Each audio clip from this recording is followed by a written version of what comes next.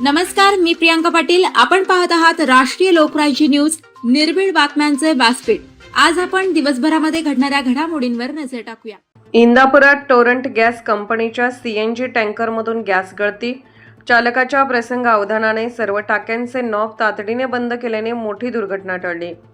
इंदापूरच्या मदनवाडी येथे टोरंट गॅस कंपनीच्या CNG टँकरमधून gas गळती झाल्याने नागरिकांमध्ये भीतीचं वातावरण निर्माण झालंय.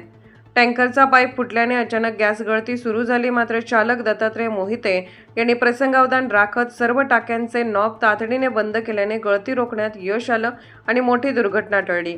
पुणे जिल्हा ग्रामीण प्रतिनिधी सतीश आढाव. ताज्या बातम्यांसाठी आणि अपडेट्ससाठी राष्ट्रीय लोकराज्य न्यूज चॅनलला सबस्क्राईब करा, तसेच लाईक आणि शेअरही करा.